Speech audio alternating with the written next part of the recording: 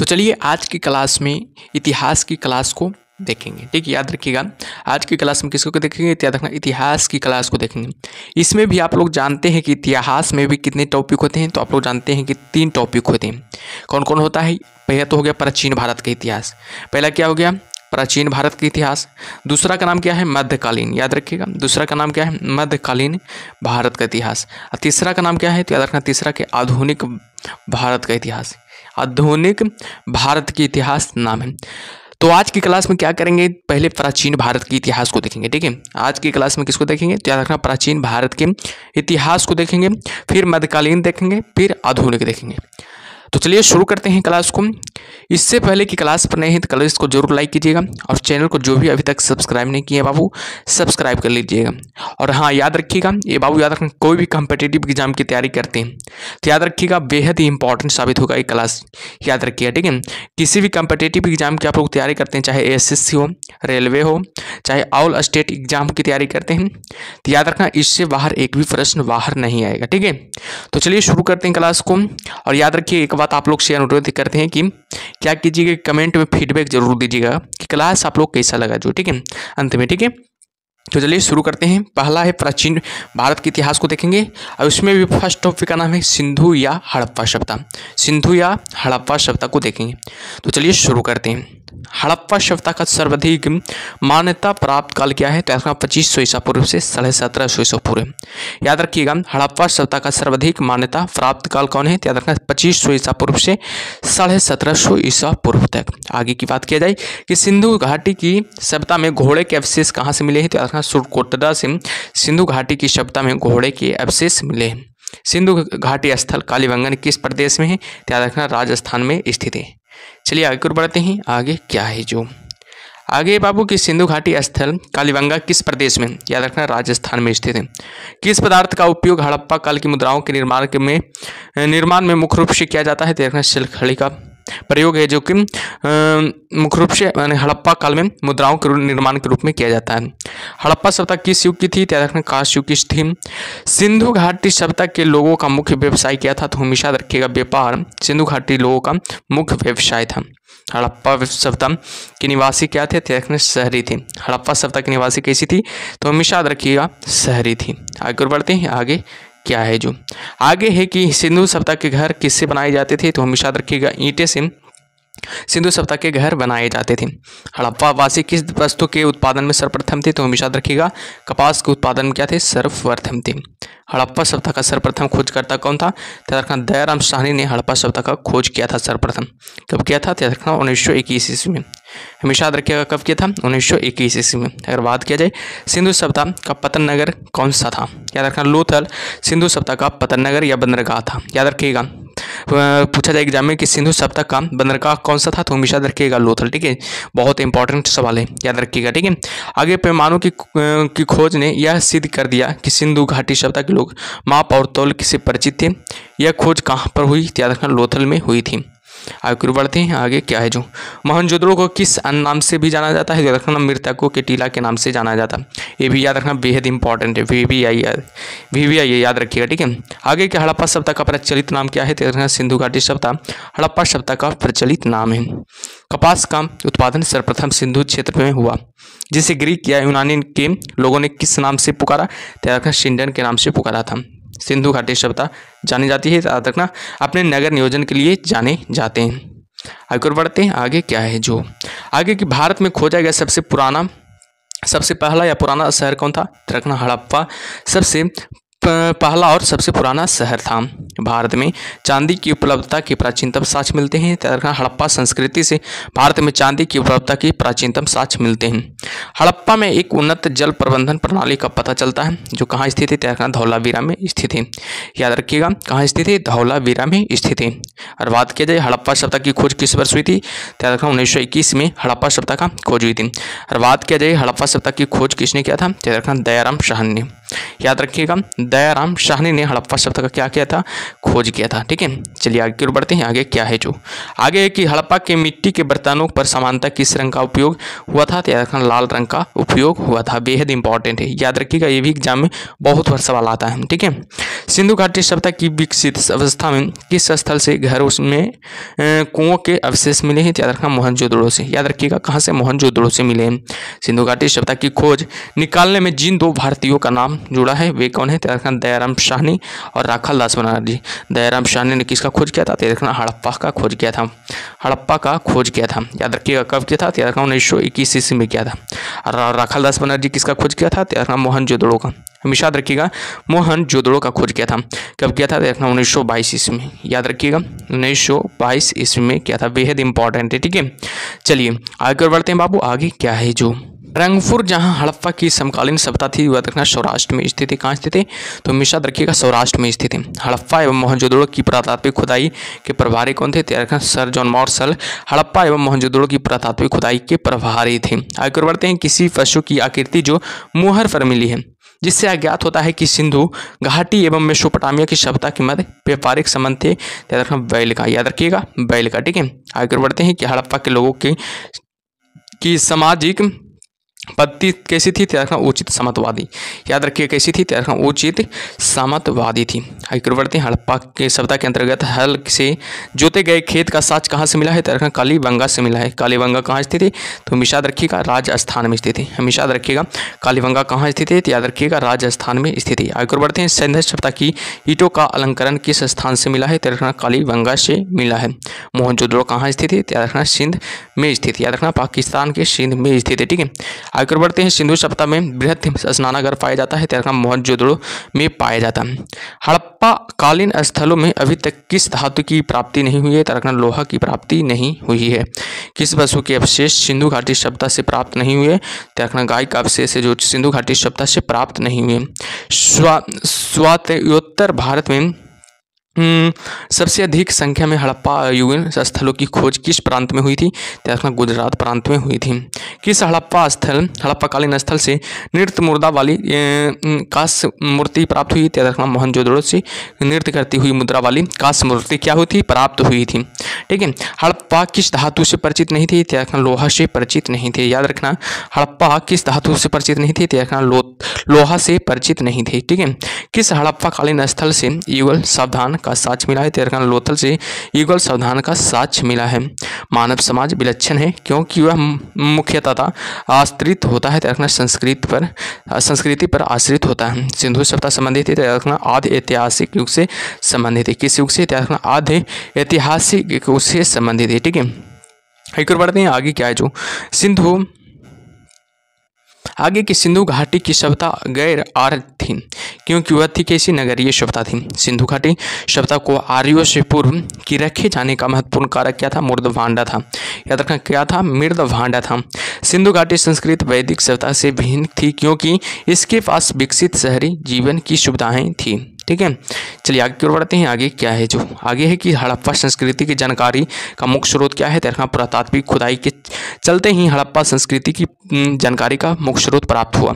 सिंधु घाटी के निवासियों की सभ्यता को जानने का मूल स्रोत है वहाँ पाए गए बर्तन, जेवर, हथियार और औजार से। याद रखिएगा, बर्तन, जेवर, हथियार और औजार से। ठीक है, याद रखिएगा। ठीक है, चलिए आगे की ओर बढ़ते हैं। आगे क्या है जो आगे कि भारत में चांदी की उपलब्धता के प्राचीनतम साक्ष्य मिलते हैं। हड़प्पा संस्कृति से भारत में चांदी की उपलब्धता के प्राचीनतम साक्ष्य मिलते हैं। हड़प्पा में मिट्टी के बर्तनों पर सामान्यतः किस रंग का उपयोग हुआ था, तो लाल रंग का उपयोग हुआ था। मूर्ति पूजा का क्रम कब से माना जाता है, तो पूर्व आर्य से माना जाता है। विशाल स्नानागार किस पुरातत्व स्थल में से पाया गया था, तो मोहनजोदड़ो से पाया गया था। आगे बढ़ते हैं। आगे क्या है जो आगे बाबू हड़प्पा सभ्यता स्थल लोथल स्थित है, गुजरात राज्य में स्थित है। हड़प्पा शहर लोथल किस कहाँ स्थित है, गुजरात में स्थित है। हड़प्पा शहर का सबसे बड़ा बंदरगाह कौन है, लोथल हो जाएगा। हड़प्पा सभ्यता का सबसे बड़ा बंदरगाह, याद रखिएगा, सबसे बड़ा बंदरगाह कौन सा है, लोथल हो जाएगा सबसे बड़ा बंदरगाह। याद रखिएगा, सबसे बड़ा बंदरगाह लोथल हो जाएगा। ठीक है, धौलावीरा किस राज्य में स्थित है, गुजरात राज्य में स्थित है। धौलावीरा कौन सा हड़प्पीय नगर 3 भागों में विभक्त था, याद रखना धौलावीरा 3 भागों में क्या था, विभक्त था, याद रखिएगा। ठीक है, चलिए अगला टॉपिक का नाम है वैदिक सभ्यता। देखते हैं अगला टॉपिक का नाम क्या है, वैदिक सभ्यता। ये भी इंपॉर्टेंट है, याद रखना, इससे भी एग्जाम में बहुत सवाल बनता है। ठीक है, तो चलिए शुरू करते हैं। इससे पहले एक जरूर लाइक कीजिएगा। आप लोग क्या कीजिए, लाइक कर दीजिए। ठीक है, आप लोग क्या करते हैं कि लाइक नहीं करते हैं, सिर्फ खाली देखते हैं। ठीक है, और चैनल को जो भी अब तक सब्सक्राइब नहीं किया बाबू सब्सक्राइब कर लीजिए। ठीक है, और फीडबैक जरूर दीजिएगा क्लास के अंत में। ठीक है, कमेंट बॉक्स में। आगे है कि पूर्व वैदिक या ऋग वैदिक संस्कृति काल का किसे माना जाता है, देखना 1500 ईसा पूर्व से 1000 ईसा पूर्व के। उत्तर वैदिक संस्कृति का काल किसे माना जाता है, देखना 1000 ईसा पूर्व से 600 ईसा पूर्व तक। आर्य शब्द का शाब्दिक अर्थ क्या होता है, श्रेष्ठ या कुलीन होता है, याद रखिएगा। आर्य शब्द का शाब्दिक अर्थ क्या होता है, देखना श्रेष्ठ या कुलीन होता है। ठीक है, किस फसल का ज्ञान वैदिक काल के लोग को नहीं था, याद रखना तंबाकू का ज्ञान वैदिक काल के लोगों को नहीं था। उत्तर वैदिक काल के वेद विरोधी और ब्राह्मण विरोधी धार्मिक अध्यापकों को किस नाम से जाना जाता था, तो श्रमण के नाम से जाना जाता था। वैदिक गणित का महत्वपूर्ण अंग है, तो शुल्भ सूत्र वैदिक गणित का क्या है, महत्वपूर्ण अंग है। ठीक है, चलिए आगे बढ़ते हैं। आगे क्या है, जो आगे के किस वेद में प्राचीनतम वैदिक युग की संस्कृति के बारे में सूचना दी गई है, याद रखना ऋग्वेद में। वेदों की संख्या कितनी है, याद रखना 4 है। वेदों की संख्या कितनी है, तो हमेशा याद रखिएगा 4 हो जाएगा। कौन कौन हो जाएगा, ऋग्वेद हो जाएगा, अथर्ववेद हो जाएगा, सामवेद हो जाएगा, यजुर्वेद हो जाएगा। याद रखिएगा ऋग्वेद, यजुर्वेद, सामवेद, अथर्ववेद हो जाएगा।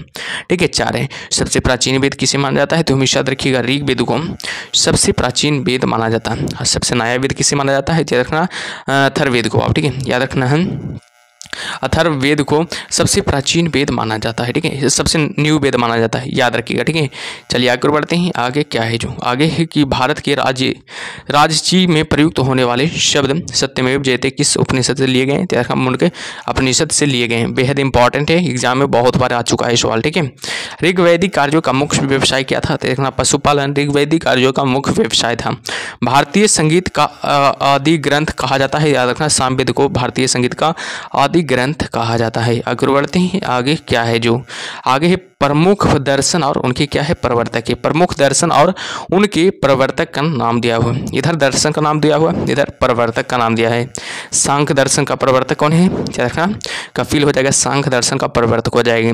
और बात किया जाए न्याय दर्शन के प्रवर्तक कौन है, तो याद रखिएगा गौतम हो जाएंगे। चरवाक का याद रखना चरवाक ही हो जाएंगे। योग दर्शन का प्रवर्तक किसे माना जाता है, जो रखना पतंजलि को योग दर्शन का प्रवर्तक माना जाता है। पूर्व मीमांसा याद रखना जैमिनी को माना जाता है। उत्तर मीमांसा किसको माना जाता है, याद रखना बादरायण को, याद रखना बादरायण को माना जाता है। और वैशेषिक याद रखना कनाद को माना जाता है। याद रखिएगा वैशेषिक किसे माना जाता है, याद रखना कनाद को माना जाता है। ठीक है, तो याद रखिएगा सबको, बेहद इंपॉर्टेंट है। आगे की प्रथम विविध निर्माता कौन है, याद रखना मनु है, जो कि प्रथम विधि निर्माता है। याद रखना प्रथम विधि निर्माता कौन है, याद रखना मनु हो जाएंगे, जो कि प्रथम विधि निर्माता माने जाते हैं। ठीक है, चलिए आगे बढ़ते हैं बाबू। आगे क्या है, जो आगे है कि कृष्ण भक्ति का प्रथम और प्रधान ग्रंथ कौन है, याद रखना है श्री मद भागवत गीता हो जाएगा। कृष्ण भक्ति का प्रथम और प्रधान ग्रंथ है श्रीमद् भागवत गीता हो जाएगा। ऋग्वेद में संपत्ति का प्रमुख रूप क्या है, याद रखना गोधन ऋग्वेद में संपत्ति का प्रमुख रूप है। अगर आगे कि ऋग्वेद के किस मंडल में शूद्र का उल्लेख पहली बार मिलता है, याद रखना 10वें मंडल में शूद्र का उल्लेख पहली बार मिलता है। वेदों की ऋचाओं को पढ़ने वाले ऋषि को क्या कहते हैं, याद रखना होत्र कहते हैं। वेदों की ऋचाओं को पढ़ने वाले ऋषि को होत्र कहा जाता है। ऋग्वेद का संबंध किससे है, याद रखना ईश्वर की महिमा से। ऋग्वेद का संबंध किससे है, ईश्वर की महिमा से। ऋग्वेद में कुल कितने मंडल होते हैं, तो हमेशा याद रखिएगा 10 मंडल होते हैं। ऋग्वेद में कुल कितने मंडल होते हैं, तो हमेशा याद रखिएगा 10 मंडल होते हैं। और बात किया जाए ऋग्वेद में कुल कितना सूक्तियाँ होती हैं, तो 1028 सूक्तियाँ ऋग्वेद में होती हैं। और बात किया जाए ऋग्वेद में कुल कितने ऋचाएँ होते हैं, तो 10,580 ऋचाएँ होती हैं। और बात किया जाए ऋग्वेद में इंद्र के लिए ऋचाएँ कितनी हैं, तो रखना 250 है, जो कि इंद्र के लिए ऋचाएँ हैं। और ऋग्वेद में अग्नि के लिए कितने ऋचाएँ हैं, तो याद रखना 200 ऋग्वेद में अग्नि के लिए ऋचाएँ। और बात किया जाए सबसे पुराना वेद कौन सा है, तो अब थोड़ा देर पहले ही बताए हैं कि ऋग्वेद है, जो कि सबसे पुराना वेद है। सबसे नया वेद हो जाएगा अथर्ववेद। याद रखिएगा अथर्ववेद हो जाएगा। ठीक है, याद रखिएगा अथर्ववेद जो कि सबसे पुराना नया वेद हो जाएगा। ठीक है, इसमें याद रखिएगा बाबू, इसमें तंत्र मंत्र यानी कि जादू टोना के बारे में चर्चा किया गया है। ऋग्वेद में अग्नि के बारे में चर्चा किया गया है। याद रखिएगा एक प्रश्न और पूछा जाता है कि संगीत के बारे में कौन सा वेद प्रसिद्ध है, तो याद रखना संगीत के लिए सामवेद हो जाएगा। ठीक है, याद रखना स से संगीत हो जाता है, स से सामवेद हो जाएगा। ठीक है, सामवेद हो जाता है, याद रखिए संगीत के लिए प्रसिद्ध है। ठीक है, चलिए आगे और बढ़ते हैं। आगे क्या है, जो आगे थोड़ा कुछ ज्ञान की बातें हैं, ध्यान दीजिएगा। ठीक है, वेदों की संख्या कितनी होती है, 4 होती है, जिसमें ऋग्वेद हो गया, सामवेद हो गया, यजुर्वेद हो जाएगा, अथर्ववेद हो जाएगा। इनमें सबसे प्राचीन वेद कौन हो जाएगा, ऋग्वेद हो जाएगा। इनमें सबसे प्राचीन वेद कौन है, तो याद रखना ऋग्वेद हो जाएगा। लेकिन नया वेद की बात किया जाए, नया वेद हो जाएगा अथर्ववेद हो जाएगा। नया वेद कौन सा हो जाएगा, अथर्ववेद हो जाएगा। त्रयी नाम से कहे, याद रखना 3 वेद होते हैं। त्रयी नाम है तीनों वेदों का, याद रखना तीनों वेद का नाम त्रयी नाम है। कौन कौन वेद का नाम है त्रयी नाम, याद रखना पहला ऋग्वेद का नाम है, दूसरा यजुर्वेद का नाम है, तीसरा सामवेद को वेद त्रयी या त्रयी न कहा जाता है। याद रखिएगा वेद त्रयी या त्रयी किसे कहा जाता है, तो याद रखना ऋग्वेद, यजुर्वेद और सामवेद को वेद त्रयी या त्रयी कहा जाता है। आगे बढ़ते हैं। आगे क्या है, जो आगे है किस वैदिक ग्रंथ में वर्ण शब्द का सर्वप्रथम नामोल्लेख मिलता है, तो याद रखना ऋग्वेद में। याद रखना ऋग्वेद में मिलता है। भारत का सबसे प्राचीन धर्म ग्रंथ कौन सा है, तो याद रखना वेद है, जो कि भारत का सबसे प्राचीन धर्म ग्रंथ है। अथर्ववेद का अर्थ क्या है, तो याद रखना पवित्र जादू। याद रखना अथर्ववेद का अर्थ क्या होता है, तो याद रखना पवित्र जादू होता है। पूर्व मीमांसा दर्शन के प्रतिपादक कौन है, तो याद रखना जैमिनी है, जो कि पूर्व मीमांसा दर्शन के प्रतिपादक है। बात किया जाए सबसे प्राचीन पुराण कौन सा है, तो याद रखना मत्स्य पुराण है, जो कि सबसे प्राचीन पुराण माना जाता है। बेहद इंपॉर्टेंट है, ये भी एग्जाम में बहुत बार आ चुका है, ध्यान दीजिएगा इस प्रश्न पर। ठीक है, चलिए आगे बढ़ते हैं। आगे क्या है, जो आगे बाबू की ब्राह्मण ग्रंथों में सबसे प्राचीन ग्रंथ कौन सा था, याद रखना शतपथ ब्राह्मण है, जो कि सबसे प्राचीन ग्रंथ था। अगर बात किया जाए वर्ण व्यवस्था से संबंधित पुरुष सूक्त मूलतः पाया जाता है, तो याद रखना ऋग्वेद में पाया जाता है। गोपद ब्राह्मण संबंधित है, तो याद रखना अथर्ववेद से गोपद ब्राह्मण क्या है, संबंधित है। उपनिषदों का मुख्य विषय है, तो याद रखना दर्शन है, जो कि उपनिषदों का मुख्य विषय है। ठीक है, आगे बढ़ते हैं। नचिकेता आख्यान का उल्लेख मिलता है, तो याद रखना कठोपनिषद में नचिकेता और आख्यान का उल्लेख मिलता है। अगर बढ़ते हैं। पुराणों की संख्या कितना है, आप लोग बताइएगा।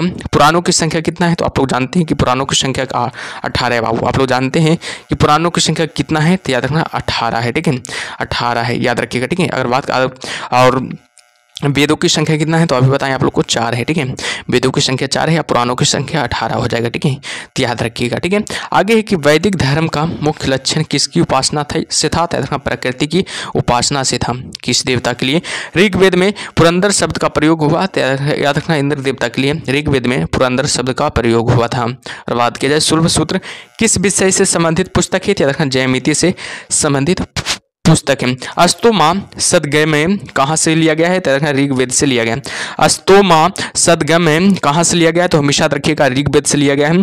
और भारत में बाहर से आए और सर्वप्रथम बसे थे, याद रखना पंजाब में बसे थे। याद रखना कहाँ बसे थे, तो हमेशा रखिएगा पंजाब में बसे थे। ठीक है, आगे बढ़ते हैं बाबू। आगे क्या है, जो ऋग्वेद का कौन सा मंडल पूर्णतः सोम को समर्पित है, तो रखना 9वां मंडल है, जो कि पूर्णतः सोम को समर्पित है। प्रसिद्ध 10 राजाओं का युद्ध, 10 राज्य युद्ध किस नदी के तट पर लड़ा गया था, तो प्रभुषणी तट पर लड़ा गया था। हमेशा रखिएगा प्रभुषणी तट पर लड़ा गया था।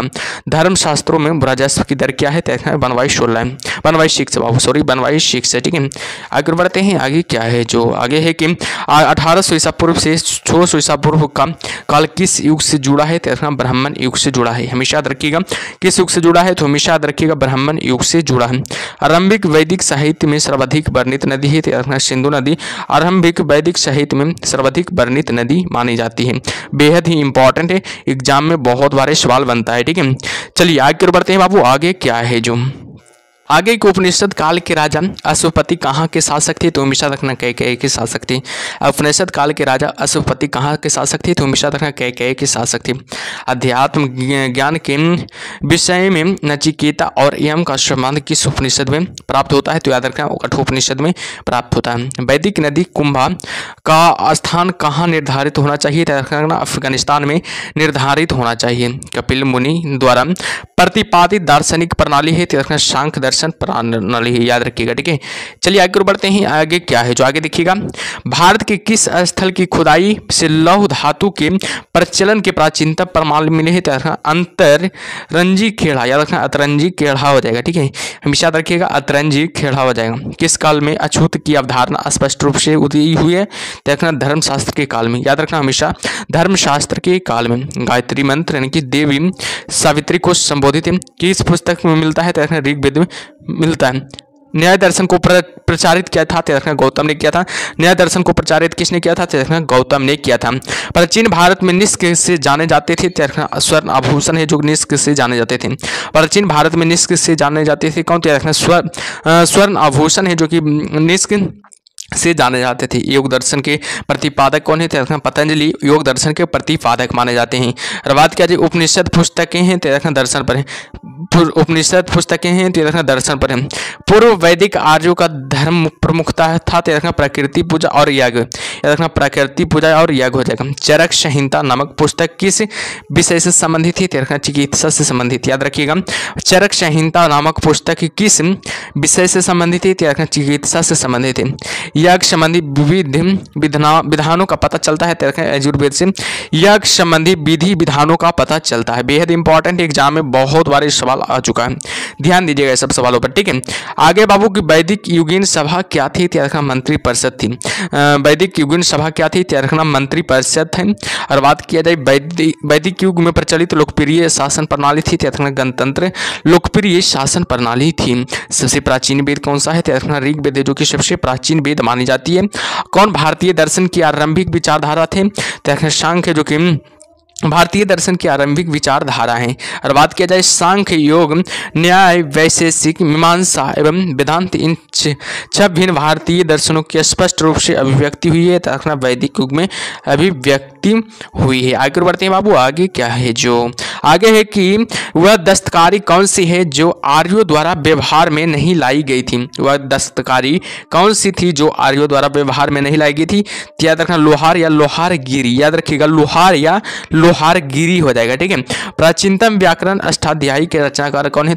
पाणिनि है जो कि प्राचीनतम व्याकरण अष्टाध्यायी के रचनाकार हैं। कौन सी स्मृति प्राचीनतम है? मनुस्मृति जो कि सबसे प्राचीन मानी जाती है। आदि काव्य की संज्ञा किससे दी जाती है? रामायण को आदि काव्य की संज्ञा दी जाती है। प्राचीनतम पुराण है मत्स्य पुराण है जो कि प्राचीनतम पुराण है। ऋग्वेद में सबसे पवित्र नदी किसे माना जाता है? सरस्वती को सबसे प्राचीन नदी माना जाता है। याद रखना किस वेद में? याद रखना ऋग्वेद में। ठीक है, वैदिक समाज की आधारभूत इकाई थी काल या कुटुंब, याद रखना काल या कुटुंब हो जाएगा। ऋग्वैदिक युग की प्राचीनतम संस्था कौन सी थी? विदत हो जाएगा। ऋग्वैदिक युग की प्राचीनतम संस्था मानी जाती है। ब्राह्मण ग्रंथों में सर्वाधिक प्राचीनतम कौन सा है? शतपथ ब्राह्मण है जो कि सबसे प्राचीन ब्राह्मण ग्रंथ माना जाता है। याद रखिएगा गोत्र व्यवस्था का प्रचलन में कब आई? उत्तर वैदिक काल में गोत्र व्यवस्था प्रचलन में आ गई थी। मनुस्मृति मुख्यतः संबंधित है समाज व्यवस्था से। मनुस्मृति मुख्यतः संबंधित है। ठीक है, चलिए आगे बढ़ते हैं बाबू। आगे क्या है ध्यान दीजिएगा आगे। ठीक है, आगे है कि गायत्री मंत्र की रचना किसने की थी? विश्वामित्र ने गायत्री मंत्र की क्या की थी? रचना की थी। अवेस्ता और ऋग्वेद में समानता है। अवेस्ता किस क्षेत्र से संबंधित है? ईरान से संबंधित है। याद रखना अविष्टा किस क्षेत्र से संबंधित है? तो हमेशा याद रखिएगा बाबू ईरान से संबंधित है। किसका संकलन ऋग्वेद पर आधारित है? सामवेद का संकलन है जो कि ऋग्वेद पर आधारित है। बेहद इंपॉर्टेंट है, एग्जाम में बहुत बार सवाल आ चुका है। आप लोग क्या कीजिए पहले कि सेशन को लाइक कर दीजिए। बहुत कम लोग लाइक किए हैं, सेशन को लाइक कर दीजिए बाबू। और चैनल को जो भी अभी तक सब्सक्राइब नहीं किए सब्सक्राइब कर लीजिए। ठीक है, चलिए आगे बढ़ते हैं। आगे क्या है जो आगे है किस वेद की जादुई माया और वशीकरण का वर्णन है? याद रखना किस वेद में है? अथर्ववेद में है जो कि जादुई माया और वशीकरण का वर्णन है। और बात किया जाए आर्य शब्द इंगित करता है निर्जाति समूह को आर्य शब्द क्या करता है? इंगित करता है। बेहद इंपॉर्टेंट है, बहुत बार एग्जाम में आ चुका है। प्राचीनतम विवाह संस्कार का वर्णन करने वाला विवाह सूक्त किस में पाया जाता है? तो हमेशा याद रखिएगा ऋग्वेद में पाया जाता है। और आगे की बात किया जाए कि ऋग्वेद अघन शब्द का प्रयोग किसके लिए किया गया था? तो गाय के लिए किया गया था। आगे और बढ़ते हैं बाबू। आगे क्या है जो आगे है कि ऋग्वेद में किन नदियों का उल्लेख अफगानिस्तान के साथ आर्यों के संबंध में का सूचक है? कुंभक्रमु का हो जाएगा। आर्यों के आर्कटिक होम सिद्धांत का पक्ष किसने लिया था? तो बीजी तिलक ने लिया था। बीजी तिलक ने आर्यों के आर्कटिक होम सिद्धांत का पक्ष लिया था। और बात किया जाए अथर्ववेद का, अथर्व का अर्थ क्या होता है? तो पवित्र जादू होता है। कौन सा वेद अंशतः गद्य रूप में भी रचित है? तो यजुर्वेद जो कि अंशतः गद्य रूप में रचित है। ठीक है, आगे बढ़ते हैं। आगे क्या है जो आगे है बाबू की उत्तर वैदिक काल में किस देवता का सर्वोच्च स्थान प्राप्त है? तो प्रजापति का सर्वोच्च स्थान प्राप्त है। संस्कारों की कुल संख्या कितनी होती है? तो हमेशा याद रखिएगा संस्कार कितने होते हैं? तो हमेशा याद रखिएगा 16 संस्कार होते हैं। बेहद इंपॉर्टेंट है, 16 संस्कार होते हैं। कर्म का सिद्धांत संबंधित है? तर्क मीमांसा से संबंधित है। कर्म का सिद्धांत किससे संबंधित है? तो हमेशा याद रखिएगा मीमांसा से संबंधित है। आगे बढ़ते हैं बाबू। अगला टॉपिक का नाम है बौद्ध व धर्म व जैन धर्म। बौद्ध धर्म व जैन धर्म है अगला टॉपिक का नाम। ये भी बहुत इंपॉर्टेंट है, इससे भी एग्जाम में बहुत सवाल बनता है बाबू, ध्यान दीजिएगा। ठीक है, तो ये सब सवालों टॉपिकों को, ठीक है। गौतम बुद्ध का जन्म कब हुआ था? तो हमेशा रखिएगा 563 ईसा पूर्व में गौतम बुद्ध का जन्म हुआ था। गौतम बुद्ध का जन्म स्थल था लुम्बिनी, गौतम बुद्ध का जन्म स्थल था। अगर बात किया जाए वह अध्यात्म बौद्ध साहित्य जो बुद्ध के विभिन्न जन्मों की कथाओं के विषय में है, क्या है? जातक हो जाएगा। त्रिपिटक धर्म ग्रंथ है, तो बौद्धों का हो जाएगा। त्रिपिटक धर्म ग्रंथ है किसके लिए? तो बौद्धों का हो जाएगा। त्रिपिटक बौद्ध ग्रंथ बौद्धों का हो जाएगा। आगे बढ़ते हैं बापू। आगे क्या है जो बुद्ध ने किस स्थान पर महापरिनिर्वाण प्राप्त की थी? यानी किया था कुशीनगर में बुद्ध ने महापरिनिर्वाण प्राप्त किया था। महापरिनिर्वाण का मतलब होता है मृत्यु, याद रखिएगा। महापरिनिर्वाण का मतलब क्या होता है? मृत्यु होता है। भारत में सबसे प्राचीन बिहार है तो नालंदा है, जो कि सबसे प्राचीन बिहार है। जो कहाँ पड़ता है? तो बिहार राज्य में पड़ता है। याद रखना कहाँ पड़ता है? तो आप लोगों को नाम से ही पता चल रहा है, बिहार राज्य में पड़ता है। बुद्ध की मृत्यु के बाद प्रथम बौद्ध संगीति की अध्यक्षता किसने की थी? महाकश्यप ने की थी। याद रखना महाकश्यप ने की थी। नागार्जुन कौन थे? याद रखना बौद्ध दार्शनिक थे। नागार्जुन कौन थे? तो हमेशा याद रखिएगा बौद्ध दार्शनिक थे। बेहद इंपॉर्टेंट है, एग्जाम में बहुत सवाल बनता है इससे बाबू। ठीक है, आगे कर बढ़ते हैं। आगे क्या है जो किस नगर में प्रथम बौद्ध संगीति या सभा आयोजित की गई थी? राजगिरी में प्रथम बौद्ध संगीति या सभा आयोजित की गई थी। अष्टांगिक मार्ग की संकल्पना अंगित धर्मचक्र प्रवर्तन सूक्त के विषय वस्तु का। आगे मिलिंद पन्हु राजा मिलिंद और किस भी बौद्ध भिक्षु के मध्य संवाद के रूप में है?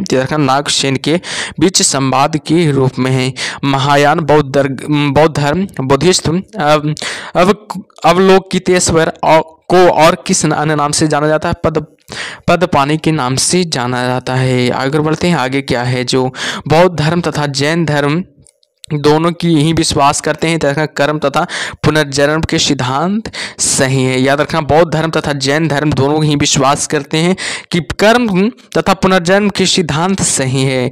और बात किया जाए कनिष्क के शासनकाल में चतुर्थ बौद्ध संगीति सभा किस नगर में आयोजित की गई थी? कुंडलमणि के जो कि कहाँ पड़ता है? कश्मीर में पड़ता है। तृतीय बौद्ध संगीति कहाँ आयोजित हुई थी? पाटलिपुत्रा में तृतीय बौद्ध संगीति आयोजित हुई थी। बेहद इंपॉर्टेंट है और एग्जाम में ये पूछा जा चुका है सवाल, बाबू ध्यान दीजिएगा। ठीक है, चलिए आगे बढ़ते हैं। आगे क्या है जो आगे बुद्ध के जीवन से जुड़े प्रतीक। याद रखना बुद्ध के जीवन से क्या है जुड़े प्रतीक है? हाथी। याद रखना हाथी बाबू बुद्ध के गर्भ में आने का प्रतीक है। याद रखना हाथी है जो बुद्ध के आने के गर्भ में आने का प्रतीक है। कमल है जो कि जन्म का प्रतीक है। याद रखना कमल है जो कि जन्म का प्रतीक है। सांड है जो बाबू याद रखना औवन का प्रतीक है। घोड़ा है जो बाबू ग्रह त्याग का प्रतीक है। और पीपल है जो ज्ञान का प्रतीक है। याद रखना पीपल है जो का क्या है ज्ञान का प्रतीक है। और शेर का है शेर है समृद्धि का प्रतीक है। पद चिन्ह हो जाएगा निर्वाण का प्रतीक हो जाएगा। स्तूप मृत्यु का प्रतीक हो जाएगा। स्तूप किसका प्रतीक है? तो हमेशा याद रखिएगा मृत्यु का प्रतीक हो जाएगा। ठीक है, चलिए आगे बढ़ते हैं। गौतम बुद्ध का गुरु कौन था? बेहद इंपॉर्टेंट है, याद रखना अलार कलाम हो जाएगा।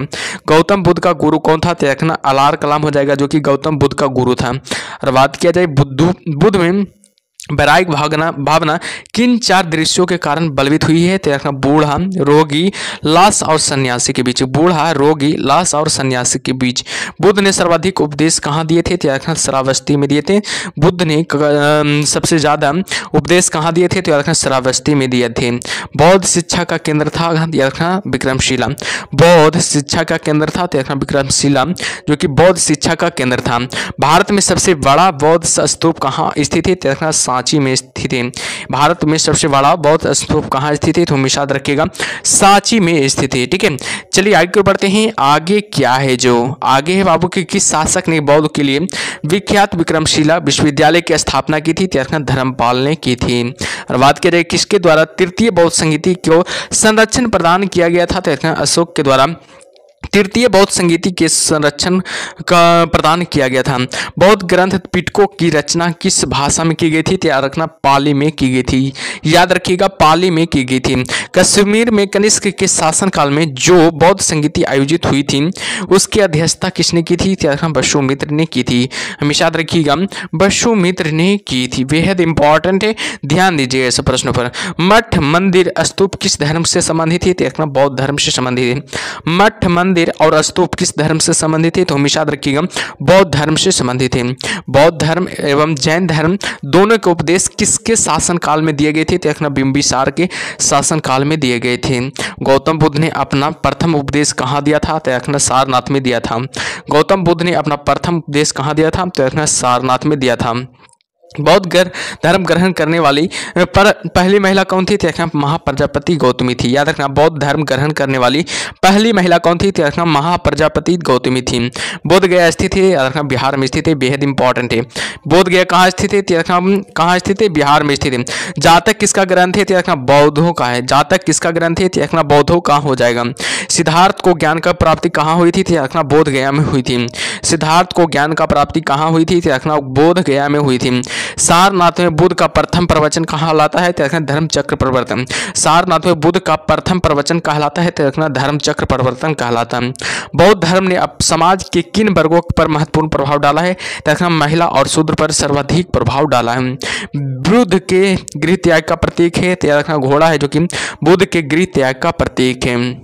आगे बाबू की गौतम बुद्ध द्वारा विष्णु संघ की स्थापना कहाँ की गई थी? कपिल वस्तु में गौतम बुद्ध द्वारा विष्णु संघ की स्थापना की गई थी। सर्वप्रथम शून्यवाद का प्रतिपादन करने वाला बौद्ध दार्शनिक का नाम क्या है? नागार्जुन हो जाएगा। किस शासक के शासनकाल में नेपाल में बौद्ध धर्म का गमन हुआ था? अशोक के शासनकाल में नेपाल में बौद्ध धर्म का क्या हुआ था? गमन हुआ था। सांची क्यों विख्यात है? सबसे बड़ा बौद्ध स्तूप के लिए। याद रखना है सांची क्यों विख्यात है? सबसे बड़ा बौद्ध स्तूप के लिए यह विख्यात है। याद रखना बेहद इंपॉर्टेंट है। ठीक है, एग्जाम में बहुत बार सवाल आ चुका है। ठीक है, आगे बाबू किस भाषा का ज्यादा प्रयोग बौद्धवाद के प्रचार के लिए किया जाता है? याद रखना पाली के लिए किया जाता है, और पाली के लिए किया जाता है। ठीक है, तो याद रखिएगा ऐसा प्रश्न बहुत इंपॉर्टेंट है। ठीक है, और जो भी लाइक नहीं किए लाइक कर दीजिएगा। ठीक है, चलिए आगे बढ़ते हैं। आगे क्या है? जो आगे है महावीर स्वामी का जन्म कहाँ हुआ था? तो हमेशा याद रखिएगा कुंडलग्राम में हुआ था। महावीर स्वामी का जन्म कहाँ हुआ था? तो हमेशा याद रखिएगा कुंडलग्राम में महावीर स्वामी का जन्म हुआ था। अगर बात करें किसे एशिया की रोशनी कहा जाता है? तो गौतम बुद्ध को एशिया का क्या कहा जाता है? रोशनी कहा जाता है। बुद्ध के जीवन की किस घटना को महाभनिष्कर्मण के रूप में जाना जाता है? तो उनका ग्रह त्याग को। याद रखिएगा उनका ग्रह त्याग को। गौतम बुद्ध की माँ किस वंश से संबंधित थी? तो कोलीय वंश से संबंधित थी। गौतम बुद्ध की माँ किस वंश से संबंधित थी? तो कोलीय वंश से संबंधित थी। बेहद इंपॉर्टेंट है, ध्यान दीजिएगा सब प्रश्नों पर। ठीक है, आगे किस राजा के अभिलेख से सूचना मिलती है कि शाक्य मुनि बुद्ध का जन्म लुम्बिनी में हुआ था? तो अशोक में। ठीक है, आगे है कि ज्ञान की बात है, थोड़ा ध्यान दीजिएगा इस पर। ठीक है, कि मौर्य वंशीय शासक अशोक की रुम्निदेयी अभिलेख से सूचना मिलती है कि शाक्य मुनि बुद्ध का जन्म लुम्बिनी में हुआ था।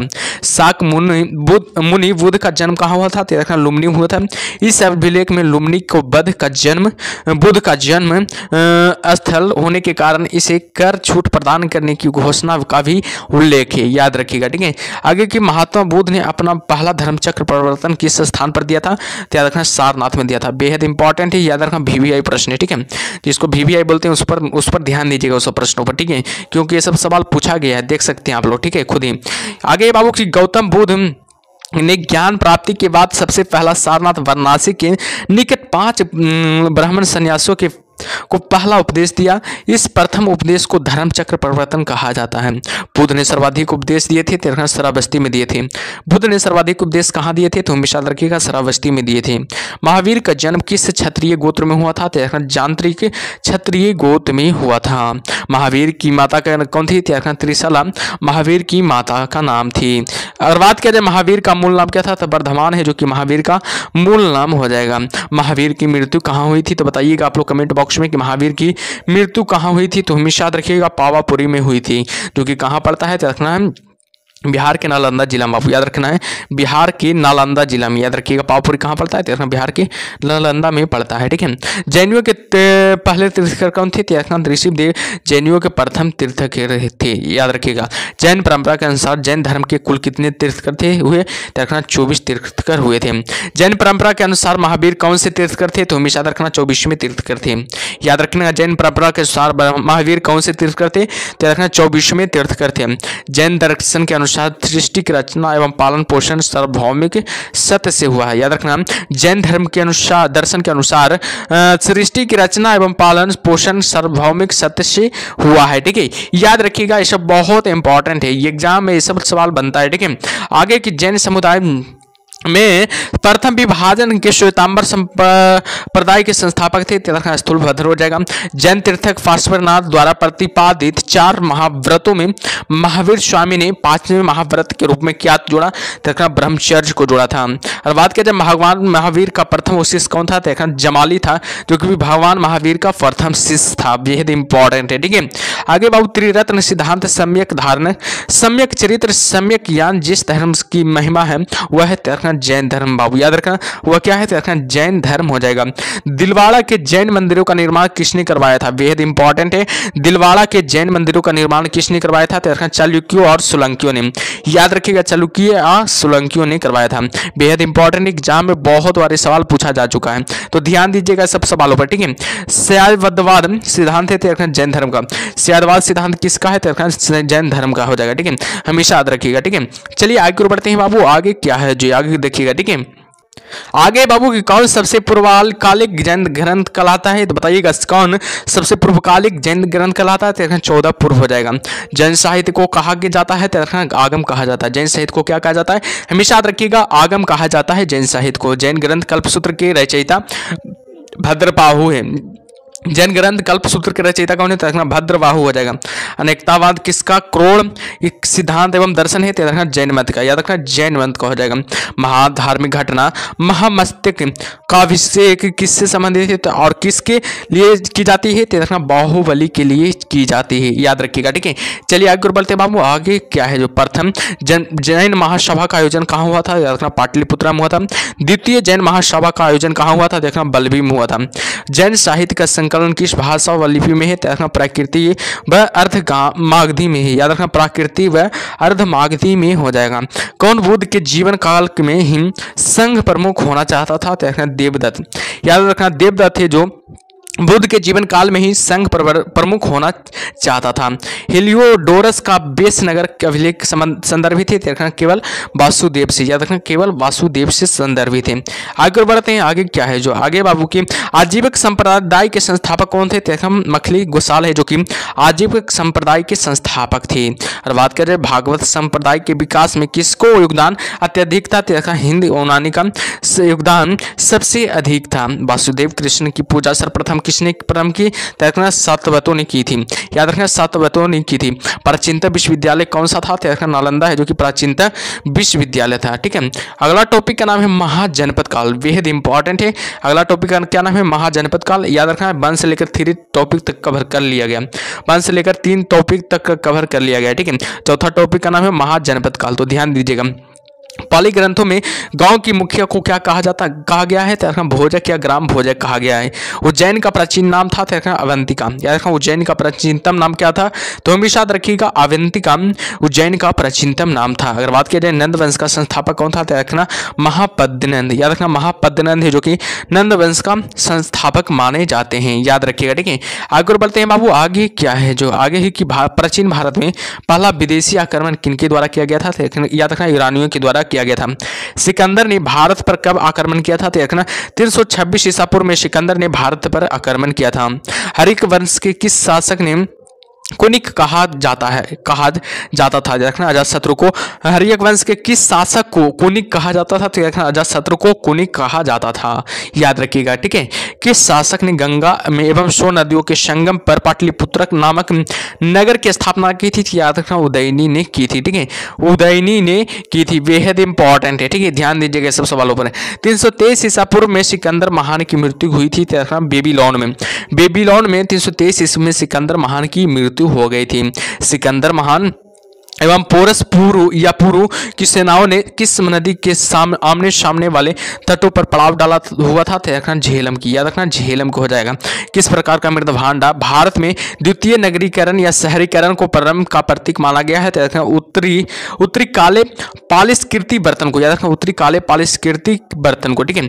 आगे बाबू मगध की प्रथम राजधानी कौन सी थी? बेहद इंपॉर्टेंट है, याद रखना गिरिव्रज या राजगिरी हो जाएगा। मगध की प्राचीनतम राजधानी कौन सी थी? तो गिरिव्रज या राजगिरी हो जाएगा, हमेशा याद रखिएगा, बेहद इंपॉर्टेंट है, एग्जाम में बहुत बार ये भी सवाल आ चुका है, ध्यान दीजिएगा सब सवालों पर, ठीक है। चलिए आगे बढ़ते हैं बाबू, आगे क्या है जो आगे है, किस शासक द्वारा सर्वप्रथम पाटलिपुत्रा का राजधानी के रूप में चयन किया था? तो याद रखना उदयनी द्वारा, याद रखना उदयनी द्वारा, ठीक है। 16 महाजनपदों की सूची उपलब्ध है, याद रखना अंगुत्तर निकाय में। 16 महाजनपदों की सूची उपलब्ध है, याद रखना अंगुत्तर निकाय में 16 महाजनपदों की सूची उपलब्ध है।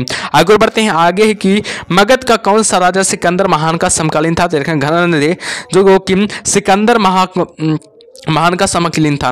प्रथम मगध साम्राज्य का उत्कर्ष किस नदी में हुआ था? तो 6ठी सदी ईसा पूर्व में हुआ था।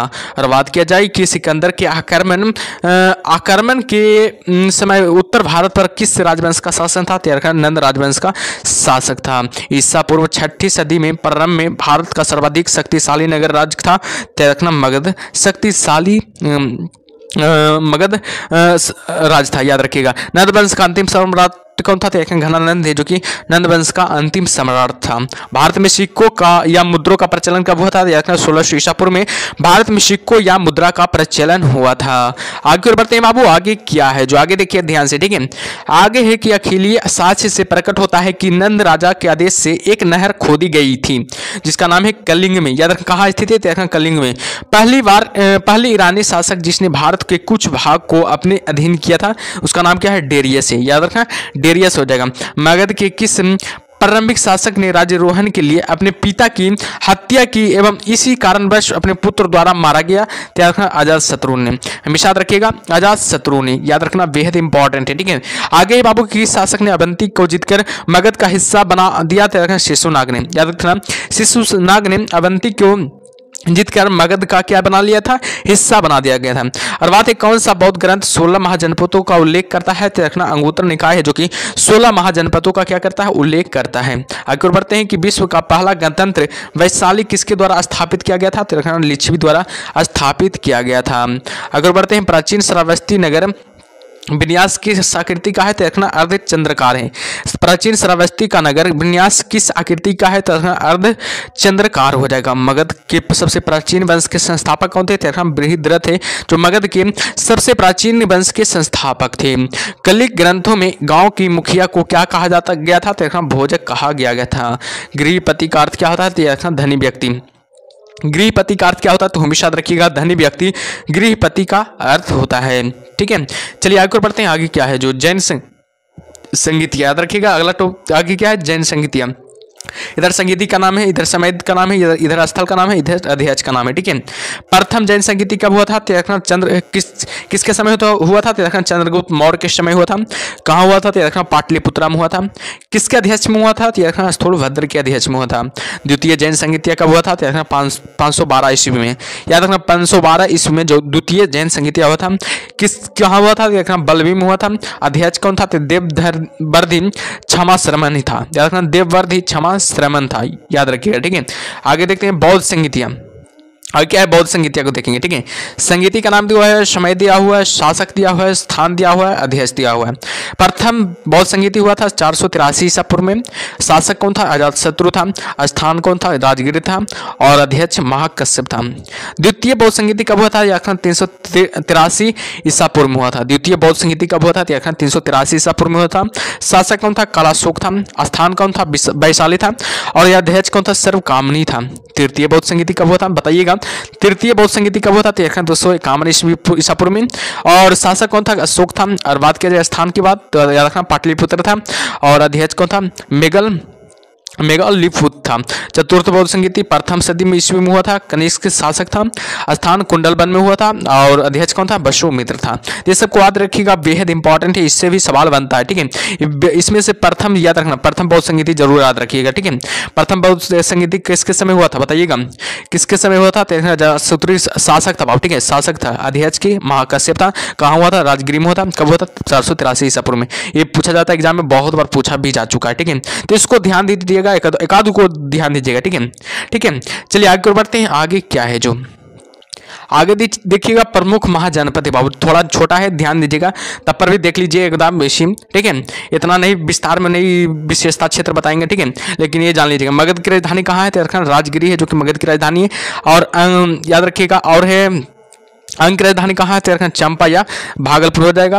और काशी की राजधानी हो जाएगा वाराणसी या बनारस हो जाएगा। बजीज या रखना वैशाली या मिथिला हो जाएगा। कौशल हो जाएगा श्रावस्ती में। और कोरु हो जाएगा इंद्रप्रस्थ में। और चेंदी हो जाएगा शक्तिमती में। याद रखना चेंदी कहाँ हो जाएगा? शक्तिमती में हो जाएगा। मल हो जाएगा कुशीनगर में। याद रखना मल हो जाएगा कुशीनगर या पावा में हो जाएगा। ठीक है, अस्मक हो जाएगा पौधन या पोतन में। और वत्स हो जाएगा कौशाम्बी में। याद रखना कौशाम्बी में हो जाएगा। और पंचाल हो जाएगा अहिच छत्र यानी कि एवं कौम्पल्य में। याद रखना अहि छत्र या कौम्पल्य में। मत्स्य हो जाएगा विराटनगर, जो कि जयपुर में पड़ता है। अवंती हो जाएगा, जो कि उज्जैनी या महिष्मति। अवंती कहाँ पड़ता है? उज्जैनी या महिष्मति। आप लोग देखे होंगे फिल्म एक बनाए, किसका नाम? उसका नाम क्या है? बाहुबली नाम है। ठीक है, बाहुबली ही उसका नाम है। ठीक है, फिल्म भी बनाए इस पर। ठीक है, अवंती पर। आगे है कि गंधार कहाँ स्थित है? तक्षशिला एवं पुस्तक लाभित में। सुरसेन कहाँ है? तो मथुरा में है। और कंबोज कहाँ स्थित है? तो राजपुर में। कंबोज कहाँ स्थित है? तो राजपुर में स्थित है। ठीक है, चलिए आगे बढ़ते हैं। आगे क्या है जो अगला टॉपिक है? मौर्य काल। ध्यान दीजिएगा, अगला टॉपिक का नाम क्या है? मौर्य काल। 1 से लेकर 5 तक का टॉपिक कवर कर लिया गया। आप लोग 4 तक का टॉपिक कवर कर लिया, आप लोग देख लिए। ठीक है, 1 से लेकर 4 तक का टॉपिक कवर कर लिएगा। 5वां टॉपिक का नाम क्या है? मौर्य काल। मौर्य साम्राज्य की स्थापना किसने की थी? चंद्रगुप्त मौर्य ने। मौर्य साम्राज्य की स्थापना किसने की थी? तो हमेशा याद रखिएगा चंद्रगुप्त मौर्य ने। बेहद इंपॉर्टेंट है, याद रखिएगा। ठीक है, और मौर्य साम्राज्य में प्रचलित मुद्रा का नाम क्या है था? याद रखना पन था, जो कि प्रचलित मुद्रा का नाम था। मौर्य साम्राज्य में प्रचलित मुद्रा का नाम क्या था? तो याद रखना पन है, जो प्रचलित मुद्रा का नाम था। अशोक का उत्तराधिकारी कौन था? तो कुणाल है, जो कि अशोक का उत्तराधिकारी था। मुद्रा राक्षस का लेखक कौन था? तो विशाखादत्त है, जो कि मुद्रा राक्षस का लेखक हो जाएगा। वह व्यक्ति कौन है जिसका नाम देवान या प्यादसी भी था? तो रखना मौर्य सम्राट अशोक हो जाएगा। याद रखिएगा, मौर्य सम्राट कौन हो जाएगा? अशोक हो जाएगा। कौटिल्य चाणक्य किसका प्रधानमंत्री था? तो रखना चंद्रगुप्त मौर्य का प्रधानमंत्री था। कलिंग विजय के उपरांत अशोक महान ने किस धर्म को अंगीकार कर लिया था? तो देखना बौद्ध धर्म का क्या किया था? अंगीकार कर लिया था। आगे बढ़ते हैं बाबू। चंद्रगुप्त मौर्य के शासन विस्तार में किसने मुख्य रूप से मदद की थी? चाणक्य ने मुख्य रूप से मदद की थी।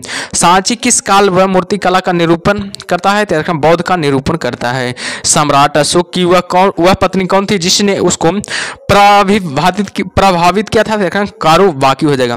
कारू बाकी हो जाएगा। ठीक है, चलिए आगे बढ़ते हैं बाबू। आगे क्या है जो आगे बाबू की अशोक ने अपने सभी अभिलेखों में एक रूपता से किसी प्रकृति का प्रयोग किया? मागधी का हो जाएगा। बिंदुसार ने विद्रोहियों को कुचलने के लिए अशोक को कहाँ भेजा था? तो तक्षशिला में भेजा था। और बात किया जाए मेगास्थनीज ने भारतीय समाज को कितनी श्रेणियों में विभाजित किया गया है? तो 7 श्रेणियों में विभाजित किया था। और बात करें कौटिल्य के अर्थशास्त्र में किस पहलू पर प्रकाश डाला था? तो राजनीतिक नीतियों पर प्रकाश डाला था। ठीक है, चलिए आगे और बढ़ते हैं बाबू। आगे क्या है जो बेहद इंपॉर्टेंट है? ठीक है, चलिए सभी लोग आगे की ओर। आगे की सांची का स्तूप किसने बनवाया था, देखना अशोक ने बनवाया था। सांची का जो स्तूप बना है वो किसने बनवाया था, तो हमेशा याद रखिएगा अशोक ने बनवाया था। ज्ञान की बात है कि सांची के स्तूप का निर्माण अशोक ने कराया था।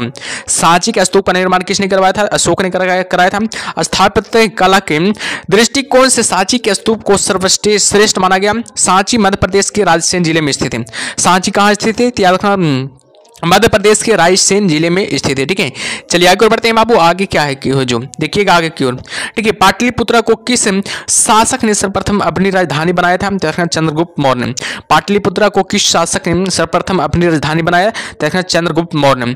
पाटलिपुत्र में स्थित चंद्रगुप्त का महल मुख्यतः बना था, देखना लकड़ी का बना था।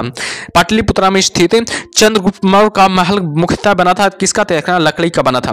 बराबर यानी कि गया जिला की गुफाओं का उपयोग किसने या आश्रय गृह के रूप में किया था, देखना अजीबको ने। याद रखना अजीबको ने किया था। किस अभिलेख से यह साबित होता है कि चंद्रगुप्त मौर्य का प्रभाव पश्चिम भारत तक फैला हुआ था, याद रखना रुद्रदमन का जूनागढ़ अभिलेख से। रुद्रदमन का जूनागढ़ अभिलेख से। ठीक है, चलिए आगे बढ़ते हैं बाबू। आगे क्या है जो आगे, केवल वह स्तंभ जिसमें अशोक ने स्वयं को मगध का सम्राट बताया, तो उसका नाम क्या है, भद्रबाहु भाब्रू स्तंभ हो जाएगा। अर्थशास्त्र का लेखक या समकालीन था, चंद्रगुप्त था। नंद वंश के पश्चात मगध पर किस राजवंश ने शासन किया था, याद रखना मौर्य वंश ने शासन किया था। मौर्य काल में शिक्षा का सर्वाधिक प्रसिद्ध केंद्र था, तक्षशिला शिक्षा का क्या था, प्रमुख केंद्र था। मेगास्थनीज की पुस्तक का नाम क्या है, इंडिका है, जो कि मेगास्थनीज की पुस्तक का नाम है। आगे बढ़ते हैं बाबू। आगे क्या है जो आगे ध्यान दीजिएगा। ठीक है, आगे की जिसके ग्रंथ में चंद्रगुप्त मौर्य का विशिष्ट रूप से वर्णन हुआ है वह क्या है, विशाखा दत्त हो जाएगा। वह क्या हो जाएगा, विशाखा दत्त हो जाएगा। वह स्रोत जिसमें पाटलिपुत्र के प्रशासन का वर्णन उपलब्ध है वह इंडिका हो जाएगा। वो क्या हो जाएगा, इंडिका हो जाएगा। ठीक है, चलिए आगे और बढ़ते हैं बाबू। आगे क्या है जो आगे के अशोक के शिलालेखों में प्रयुक्त भाषा है, प्राकृति। अशोक के शिलालेखों में प्रयुक्त भाषा कैसी थी, प्राकृतिक थी। ठीक है, आगे प्रथम भारतीय साम्राज्य किसके द्वारा स्थापित किया गया था, चंद्रगुप्त मौर्य द्वारा। प्रथम भारतीय साम्राज्य किसके द्वारा स्थापित किया गया था, तो चंद्रगुप्त मौर्य द्वारा स्थापित किया गया था। आगे बाबू, चाणक्य अपने बचपन में किस नाम से जाने जाते थे, विष्णुगुप्त के नाम से जाने जाते थे। राज्य के सप्तांग सिद्धांत के अनुसार राज्य का 7वां अंग कौन सा था, मित्र था, जो कि राज्य का 7वां अंग था। ठीक है, चलिए आगे बढ़ते हैं बाबू। आगे क्या है जो किसके शासनकाल में डिमेकस भारत आया था, याद रखना बिंदुसार के शासनकाल में डिमेकस भारत आया था। किस प्राचीन नगर के शेष कुम्भहार स्थल से प्राप्त हुआ था, पाटलिपुत्र के। याद रखिएगा पाटलिपुत्र नगर के। कुलंदीबाग प्राचीन स्थान था, देखना पाटलिपुत्र का। कुलंदीबाग प्राचीन स्थान था, देखना पाटलिपुत्र का। आगे बाबू, किसने सहिष्णुता, उदारता और करुणा के त्रिविधि आधार पर राज्य धर्म की स्थापना की, याद रखना अशोक ने। अशोक ने बौद्ध होते हुए भी हिंदू धर्म में आस्था नहीं छोड़ी। इसका प्रमाण है, देखना देवनाम प्रिय की उपाधि। इसका नाम क्या है, देखना देवनाम प्रिय की उपाधि हो जाएगा। आगे बाबू, अशोक के शिलालेख को पढ़ने वाला प्रथम अंग्रेजी कौन था, देखना जेम्स प्रिंसम हो जाएगा। बेहद इंपॉर्टेंट है, याद रखना, ये भी एग्जाम में बहुत बार आ चुका है, आप लोग देख सकते हैं। ठीक है, चलिए आगे बढ़ते हैं। आगे क्या है जो आगे ध्यान दीजिएगा। ठीक है, आगे बाबू ज्ञान की बातें हैं। सर्वप्रथम अशोक के शिलालेखों को पढ़ने का श्रेय अंग्रेज विद्वान जेम्स प्रिंसेप को जाता है। आप लोग अभी बताएं, आप लोग को सर्वप्रथम अशोक के शिलालेख को पढ़ने का श्रेय किसे जाता है, देखना जेम्स प्रिंसेप को जाता है। उन्होंने 1837 ईस्वी में अशोक के शिलालेखों का उदाचन किया। उन्होंने 1837 ईस्वी में अशोक के शिलालेखों का क्या किया, उदाचन किया। केवल वह स्तंभ जिसमें अशोक ने स्वयं को मगध का सम्राट बताया उसका नाम है भाब्रू स्तंभ हो जाएगा। उसका नाम क्या है, भाब्रू स्तंभ हो जाएगा। मौर्य काल में शिक्षा का सर्वाधिक प्रसिद्ध केंद्र था, तक्षशिला मौर्य काल में शिक्षा का प्रसिद्ध केंद्र था। ठीक है, चलिए आगे बढ़ते हैं बाबू। आगे क्या है जो अंतिम मौर्य सम्राट था, बताइएगा। अंतिम मौर्य सम्राट कौन था, बृहद्रथ हो जाएगा। बृहद्रथ जो है जो कि अंतिम मौर्य सम्राट हो जाएगा। अगर बात किया जाए कि उत्तराखंड में अशोक का एक शिलालेख स्थित है, उसका नाम क्या है, कालसी। याद रखना, उत्तराखंड में अशोक का एक शिलालेख स्थित है, उसका नाम क्या है, कालसी हो जाएगा। कालसी में हो जाएगा। सांची का स्तूप किसने बनवाया था, याद रखना अशोक ने बनवाया था। सांची का जो स्तूप बनाया था किसने बनवाया था, तो हमेशा याद रखिएगा अशोक ने बनवाया था। प्राचीन भारत का वह प्रसिद्ध शासक जिसने अपने जीवन के अंतिम दिनों में जैन धर्म को अपनाया था, उसका नाम क्या है? चंद्रगुप्त मौर्य हो जाएगा। उसका नाम क्या है? चंद्रगुप्त मौर्य हो जाएगा। ठीक है, चलिए आगे बढ़ते हैं। आगे क्या है जो आगे बाबू कलिंग युद्ध की विजय तथा क्षत्रियों का वर्णन अशोक के किस शिलालेख में है? तो शिलालेख 8वां में, शिलालेख के 18वां बाबू, शिलालेख क्या हो जाएगा? 18वां हो जाएगा। ठीक है, याद रखिए, सॉरी 13वां हो जाएगा, शिलालेख 13वां हो जाएगा। ठीक है, प्रसिद्ध यूनानी राजदूत मेगास्थनीज भारत में किसके दरबार में आए थे? चंद्रगुप्त मौर्य के दरबार में आए थे। चंद्रगुप्त मौर्य ने सेल्यूकस को कब पराजित किया था? 305 ईस्वी में सेल्यूकस को क्या किया था? पराजित किया था। किसने? चंद्रगुप्त मौर्य ने। ठीक है, चलिए आगे बढ़ते हैं बाबू। आगे क्या है जो आगे की भारतीय लिखने की कला की नहीं जानते हैं, यह किसकी उक्ति है? मेगास्थनीज की। भारतीय लिखने की कला नहीं जानते हैं, यह किसकी उक्ति है? मेगास्थनीज की। मौर्य काल में गुप्तचरों को क्या कहा जाता था? गुण पुरुष कहा जाता था। मौर्य काल में गुप्तचरों को क्या कहा जाता था? तो गुण पुरुष कहा जाता था। अशोक का समकालीन तुर्मय कहाँ का राजा था? मिस्र का राजा था। अशोक का समकालीन तुर्मय कहाँ का राजा था? तो हमेशा मिस्र का राजा था। ठीक है, किस ग्रंथ में शूद्रों के लिए आर्य शब्द का प्रयोग हुआ था? अर्थशास्त्र में शूद्रों के लिए आर्य शब्द का प्रयोग हुआ था। आगे के कौटिल्य द्वारा रचित अर्थशास्त्र कितने अधिकरणों में विभाजित थे? 15 अधिकरणों में विभाजित थे। ठीक है, आगे बाबू की अशोक ने 261 ईसा पूर्व में कलिंग को जीतने के बाद क्या किया था? भारी रक्तपात देखकर युद्ध की नीति को सदा के लिए क्या किया था? त्याग किया था। याद रखना, बेहद इंपॉर्टेंट है। ठीक है, इसको भी याद रखिएगा। जो भी अभी तक लाइक नहीं किया बाबू, लाइक कर दीजिए। ठीक है, जो भी वीडियो क्लास को लाइक नहीं किया, लाइक कर दीजिए और शेयर भी आप कर दीजिए। ठीक है, अपने दोस्तों के साथ क्या कीजिए? शेयर भी कर दीजिए। और जो भी चैनल को सब्सक्राइब नहीं किया, सब्सक्राइब कर दीजिए और फीडबैक जरूर दीजिए। आप लोग कैसा लग रहा है क्लास? आप लोग बताइए तो कैसा लग रहा है क्लास? फीडबैक जरूर दीजिए, कैसा लग रहा है क्लास जो। ठीक है, चलिए आगे बढ़ते हैं। आगे क्या है जो आगे के अशोक के जो शिलालेख संगम राज्य के बारे में हमें बताते हैं, उनमें शामिल है दूसरा एवं 13वां। अशोक ने श्रीलंका में बौद्ध धर्म का प्रचार हेतु किसे भेजा? महेंद्र और संघमित्रा को। अशोक ने श्रीलंका में बौद्ध धर्म का प्रचार हेतु किसे भेजा? महेंद्र और संघमित्रा को। अशोक ने मनसेहरा या एवं सहजवाड़ी से प्राप्त बृहत शिलालेख में किस भाषा का प्रयोग किया था? खरोष्टी भाषा का प्रयोग किया था। श्रीनगर का स्थापना किस मौर्य शासक ने की थी? अशोक ने किया था। बेहद इंपॉर्टेंट है, ये भी एग्जाम में पूछा जाता है। श्रीनगर की स्थापना किस मौर्य शासक ने की थी? अशोक ने की थी। किस अभिलेख में चंद्रगुप्त मौर्य और अशोक दोनों का उल्लेख किया गया है? महाक्षत्रप रुद्रदमन का जूनागढ़ अभिलेख, महाक्षत्रप रुद्रदमन का जूनागढ़ अभिलेख में। ठीक है, अगला टॉपिक का नाम है बाबू मौर्योत्तर काल। बेहद इंपॉर्टेंट है, ये भी एग्जाम में बहुत बार, इससे भी एग्जाम में बहुत सवाल आता है। ठीक है, तो 1 से लेकर 5 तक का टॉपिक कवर कर लिया और छठा टॉपिक का नाम क्या है? मौर्योत्तर काल। तो ध्यान दीजिएगा सबको। ठीक है, अंतिम मौर्य सम्राट बृहद्रथ की हत्या कर किसने शंगु वंश की स्थापना की थी? पुष्यमित्रों ने। कण्व या काण्व वंश का संस्थापक कौन था? वसुदेव हो जाएगा। आगे सतवाहन या आंध्र सतवाहन वंश का संस्थापक कौन था? शिमुख हो जाएगा। सतवाहन या आंध्र सतवाहन वंश का संस्थापक कौन था? शिमुख हो जाएगा। प्राचीन भारत का महान व्याकरण पतंजलि किसकी समकालीन था? पुष्यमित्र शंगु के समकालीन था। सर्वप्रथम भारत में विशुद्ध संस्कृति भाषा में लंबा अभिलेख किस राजा द्वारा जारी किया गया था? तो याद रखना, शक राजा रुद्रदमन द्वारा जारी किया गया था। सतवाहनों ने आरंभिक दिनों में अपना शासन कहाँ शुरू किया? तो महाराष्ट्र में शासन शुरू किया था। आगे बढ़ते हैं। आगे क्या है जो आगे बाबू किस कुषाण शासक ने सर्वप्रथम स्वर्ण मुद्राएं जारी की थी? कडफिसिस द्वितीय ने। याद रखना, कडफिसिस द्वितीय ने सर्वप्रथम स्वर्ण मुद्राएं जारी की। किस वंश के शासकों ने छत्रपति प्रणाली का प्रयोग किया था? शकों के शासक ने छत्रपति प्रणाली का क्या किया था? प्रयोग किया था। कुषाण काल में सबसे अधिक विकास किस क्षेत्र में हुआ था? वास्तुकला में सबसे अधिक विकास हुआ था। भारत में प्रथम बार सैनिक शासन किसके द्वारा व्यवहार में लाया गया था? ग्रीकों द्वारा व्यवहार में लाया गया था। आगे बढ़ते हैं। आगे क्या है जो आगे बाबू की ईसा पूर्व 2री सदी के प्रारंभ में उत्तर अफगानिस्तान में स्थापित भारत यूनानी राजा था? बैक्टीरिया था। सर्वप्रथम रोम के साथ किन लोगों का व्यापार प्रारंभ हुआ था? याद रखना तमिल एवं चेरों का व्यापार प्रारंभ हुआ था। सातवाहनों ने पहले स्थानीय अधिकारियों के रूप में काम किया, याद रखना मौर्यों के अधीन। याद रखना सातवाहनों ने पहले स्थानीय अधिकारियों के रूप में काम किया, याद रखना मौर्यों के अधीन किया गया था, याद रखिएगा। ठीक है, चलिए आगे बढ़ते हैं। आगे क्या है जो वह महानतम कुषाण नेता कौन था जो बौद्ध बन गया था? याद रखना कनिष्क हो जाएगा। कुषाण काल के दौरान मूर्तिकला की गंधार शैली किसका मिश्रण है? याद रखना भारत ग्रीक शैली, भारत और ग्रीक शैली का हो जाएगा। रोम साम्राज्य के अनुसार पर किस वंश के शासकों ने कैंसर की उपाधि ग्रहण की थी? तो बताइए, याद रखिएगा कुषाण ने। याद कैंसर की उपाधि किसने धारण की थी? रखना कुषाण ने। प्राचीन भारत में किसने नियमित रूप से सोने के सिक्के जारी किए थे? तो रखना कुषाण ने। प्राचीन भारत में किसने नियमित रूप से सोने के सिक्के जारी किए चलाए थे? तो रखना कुषाण ने चलाए थे। ठीक है, आगे बढ़ते हैं। आगे क्या है जो मौर्यों के बाद दक्षिण भारत में सबसे प्रभावशाली राज था? रखना सातवाहन हो जाएगा। बुद्ध की खड़ी प्रतिमा किस काल में बनाई गई थी? कुषाण में काल में बनाई गई थी। संगु वंश के बाद किस वंश ने भारत पर राज किया था? रखना कनम ने राज किया था।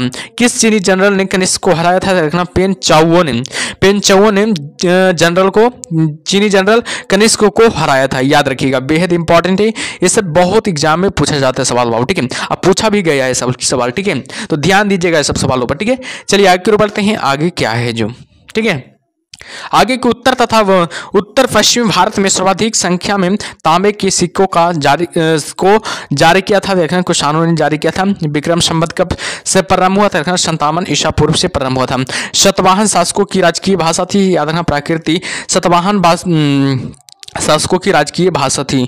जो कला शैली भारत और ग्रीक यूनानी शैलियों का सम्मिश्रण है उसे कहते हैं गंधार शैली हो जाएगा। कनिष्क की राजधानी थी पुरुषपुर, जो कि कनिष्क की क्या थी? राजधानी थी। आगे बढ़ते हैं। पुरुषपुर किसका दूसरा नाम है? पेशावर का। पुरुषपुर किसका दूसरा नाम है? पेशावर का दूसरा नाम हो जाएगा। चरक किसके राज चिकित्सक थे? कनिष्क के राज चिकित्सक थे। तक्षशिला के प्रसिद्ध स्थल होने का कारण क्या था? गंधार कला। तक्षशिला के प्रसिद्ध स्थल होने का कारण था गंधार कला हो जाएगा। भारत में सर्वप्रथम स्वर्ण मुद्राएं किसने चलाई थी? इंडो बैक्टीरियन ने भारत में सर्वप्रथम स्वर्ण मुद्राएं चलाई थी। और बात किया जाए किस संग्रहालय में कुषाण कालीन मूर्तियों का संग्रह अधिक मात्रा में है? मथुरा संग्रहालय में। याद रखिएगा, मथुरा संग्रहालय में। ठीक है, चलिए आगे बढ़ते हैं। आगे क्या है जो, आगे बाबू की किस वंश के शासकों ने ब्राह्मणों एवं बौद्ध भिक्षुओं को कर मुक्त भूमि या गांव की दानी की प्रथा आरंभ की? सातवाहन हो जाएगा। भारतीय रंगमंच में यवनिका का शुभारंभ किसने किया था? देखना यूनानियों ने किया था। भारतीयों के महान रेशम मार्ग किसने आरंभ किया था? कनिष्क ने। शक संवत का प्रारंभ किस सम्राट के शासनकाल में 78 ईसा पूर्व में हुआ था? रखना कनिष्क शासन के काल में। ठीक है, याद रखिएगा, कनिष्क के शासन के काल में। याद रखिएगा, ठीक है। तक्षशिला विश्वविद्यालय स्थित है? याद रखना भारत में स्थित है। तक्षशिला विश्वविद्यालय कहाँ स्थित है? तो हमेशा याद रखिएगा भारत में स्थित है। वर्तमान में तक्षशिला पाकिस्तान के रावलपिंडी जिले में स्थित है। याद रखना वर्तमान में तक्षशिला कहाँ स्थित है? तो रखना पाकिस्तान के रावलपिंडी जिले में स्थित है। प्राचीन काल में यह शिक्षा का प्रमुख केंद्र था। याद रखना तक्षशिला है जो प्राचीन काल में यह शिक्षा का क्या था? प्रमुख केंद्र था। चाणक्य, चरक आदि ने यही शिक्षा प्राप्त की थी। चाणक्य, चरक आदि ने कहाँ शिक्षा प्राप्त किया था? तक्षशिला, जो कि पाकिस्तान में पड़ता है। ठीक है, रावलपिंडी में। ठीक है, चलिए आगे बढ़ते हैं। प्राचीन काल में कलिंग का महान शासक कौन था? खारवेल हो जाएगा। प्राचीन काल में कलिंग का महान शासक कौन था? खारवेल हो जाएगा। बुद्ध का किसके सिक्कों पर अंकन हुआ था? कनिष्क के सिक्कों पर अंकन हुआ था। योधे सिक्कों पर किस देवता का अंकन मिलता है? कार्तिकेय को। कनिष्क के सारनाथ बौद्ध प्रतिमा अभिलेख की तिथि क्या थी? 81 ईसा पूर्व। अश्वघोष किसका समकालीन था? कनिष्क का समकालीन था। बाल विवाह की प्रथा प्रारंभ हुआ था कुषाण काल में। बाल विवाह का प्रथा प्रारंभ कहाँ होता? रखना कुषाण काल में प्रारंभ हुआ था। और बात किया जाए, याद रखना, जो कला शैली भारतीय और यूनानी आकृति का सम्मिश्रण है उसे कहते हैं, याद रखना, गंधार शैली हो जाएगा। सातवाहनों की राजधानी अवस्थित थी? रखना अमरावती। याद रखना सातवाहनों की राजधानी कहाँ स्थित है? याद रखना अमरावती में स्थित थी। आंध्र सातवाहन राजाओं की सबसे लंबी सूची किस पुराण में मिलती है? याद रखना मत्स्य पुराण में मिलती है। ठीक है, चलिए आगे बढ़ते हैं बाबू। आगे क्या है जो, पूर्वी रोमन शासक जस्टिसियन जस्टिनियन का सर्वाधिक महत्वपूर्ण योगदान किस क्षेत्र में था? तो यह विधि के क्षेत्र में था। अगला टॉपिक का नाम क्या है? 7वां टॉपिक का नाम है संगम काल। याद रखना, बेहद इंपॉर्टेंट है भी है, तो इसको भी देखिएगा, ठीक है। 1 से लेकर 6 तक का टॉपिक कवर कर लिया गया।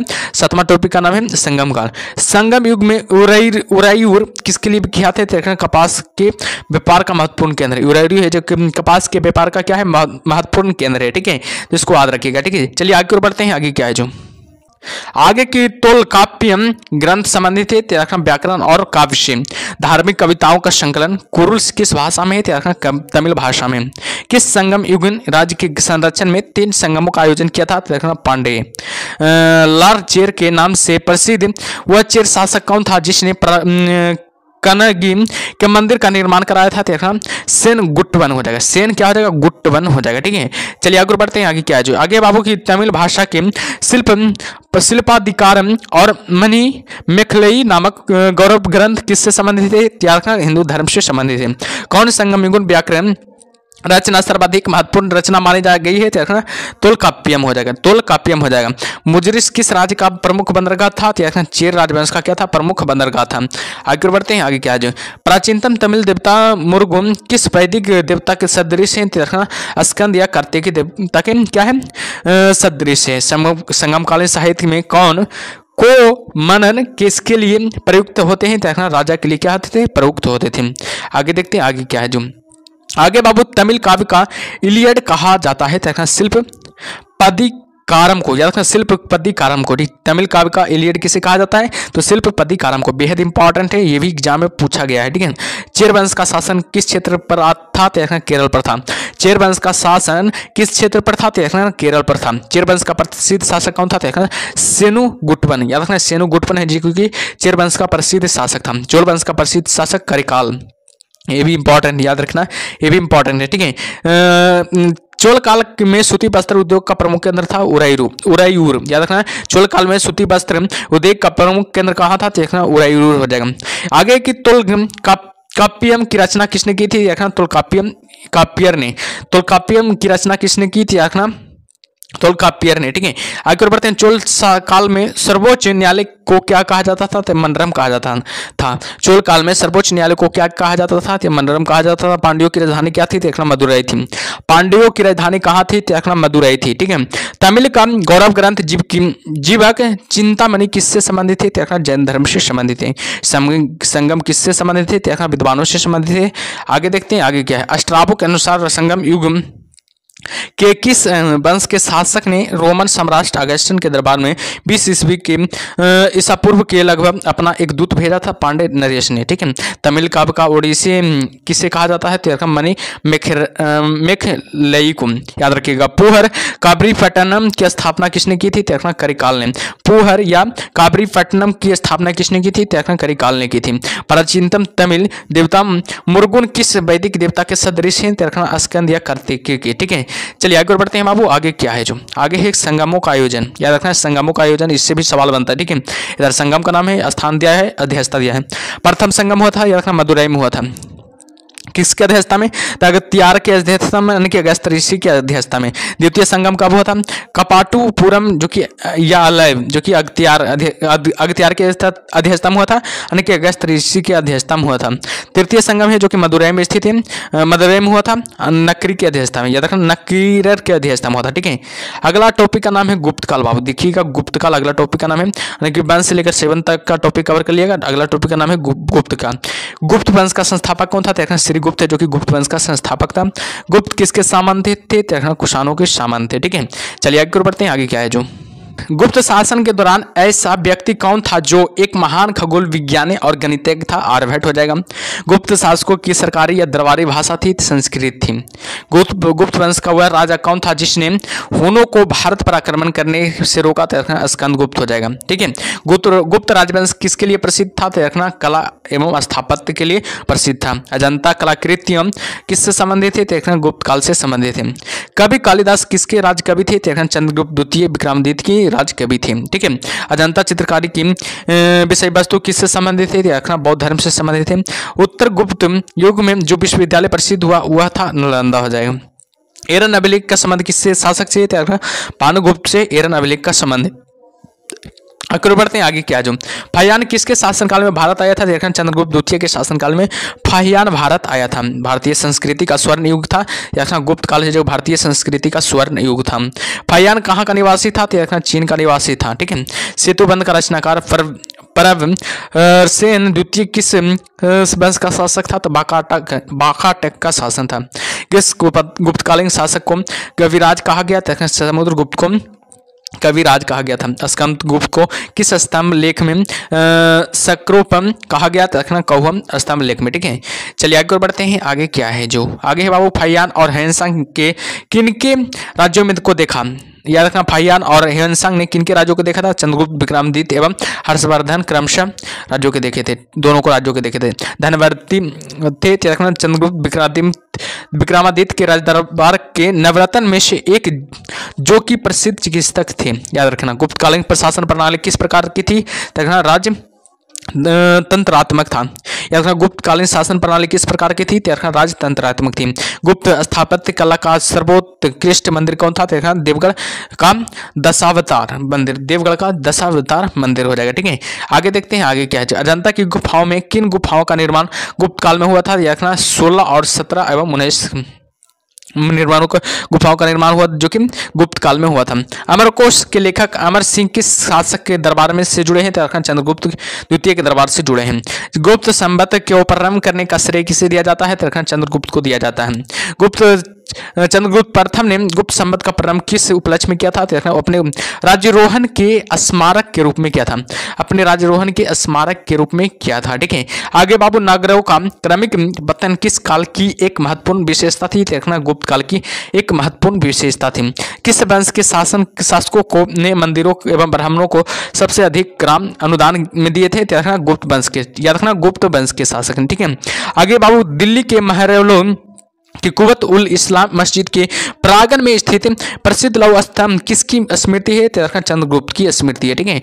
आगे बढ़ते हैं, आगे क्या है जो आगे बाबू की कालिदास द्वारा रचित मालविकाग्निमित्र नाटक का नायक कौन है? तो अग्निमित्र हो जाएगा।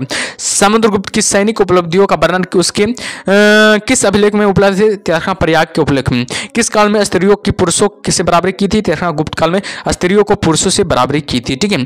चलिए आगे बढ़ते हैं बाबू, आगे क्या है जो आगे देखते हैं। ठीक, आगे भारत का नेपोलियन किसे कहा जाता है? समुद्रगुप्त को भारत का नेपोलियन कहा जाता है। बेहद इंपॉर्टेंट है, ये भी एग्जाम में बहुत बार आ चुका है, याद रखिएगा, ये भी एग्जाम में बहुत बार आ चुका है। ठीक है। इतिहासकार विसेंट स्मिथ ने अपनी पुस्तक क्लियर हिस्ट्री ऑफ इंडिया में समुद्रगुप्त को की वीरता एवं विजयों पर मुग्ध होकर उसे भारतीय नेपोलियन की संज्ञा दी। याद रखना। ठीक है।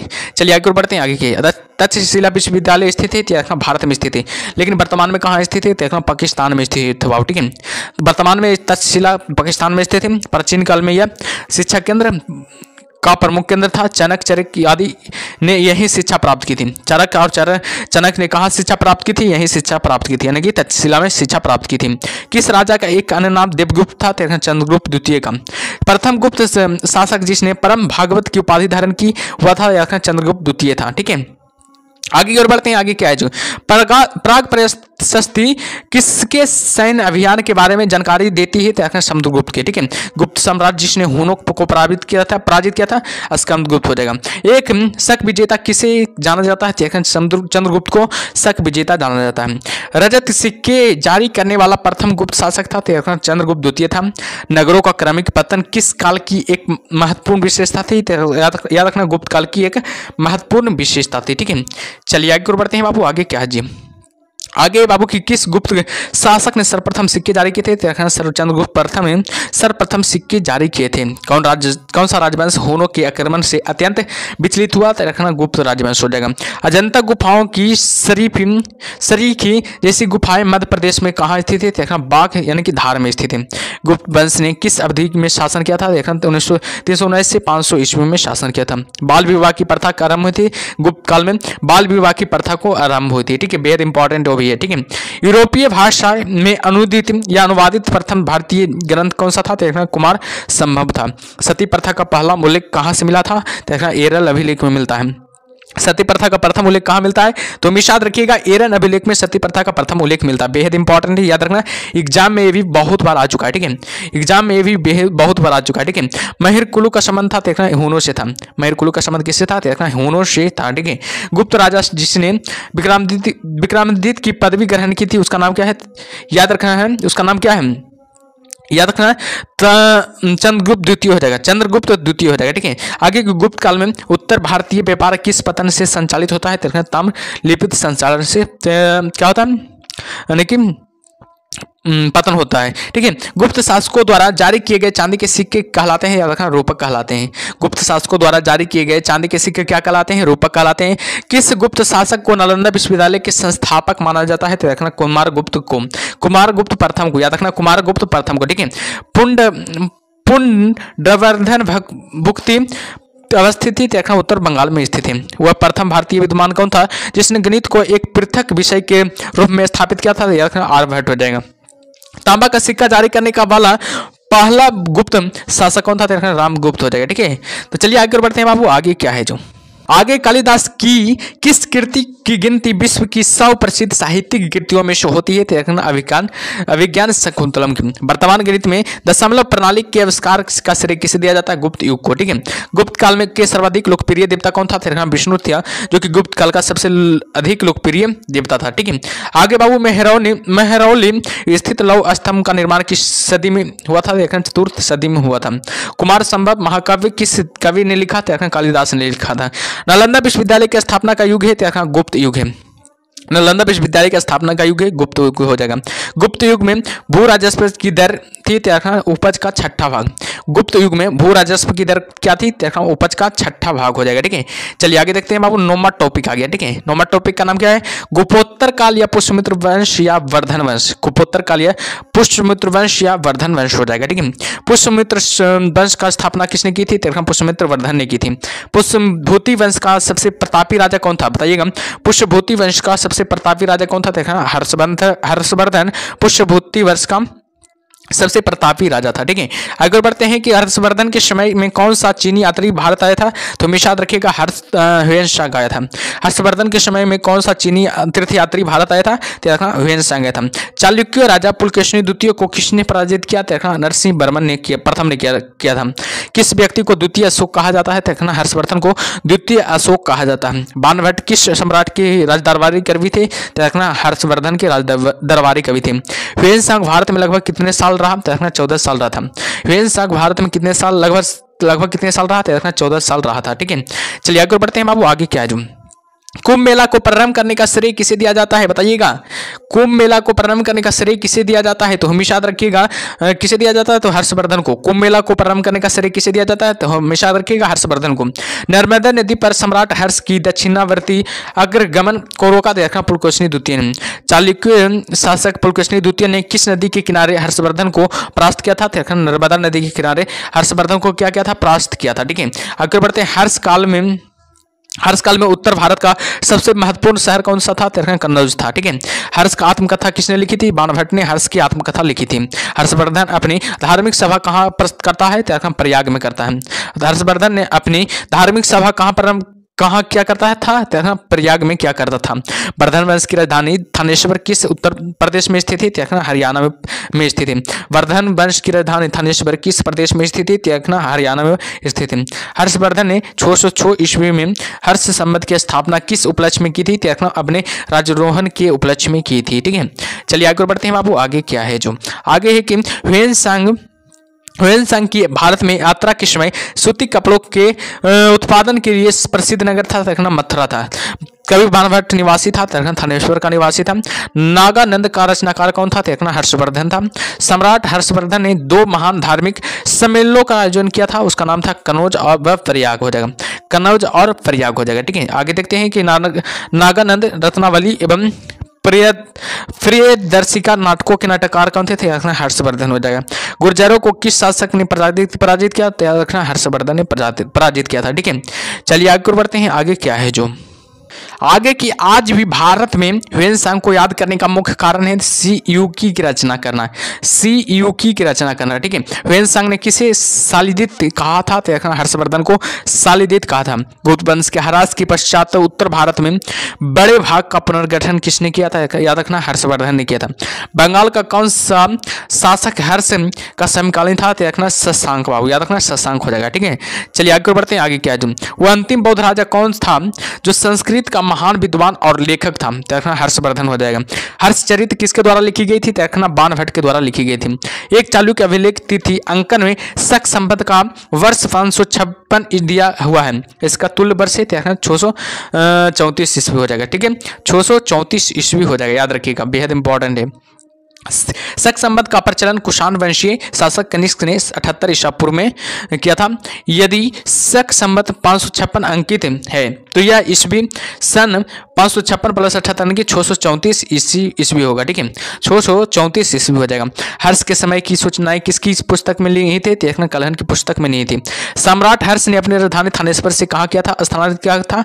देखना कन्नौज स्थानांतरित किया था। आगे बढ़ते हैं।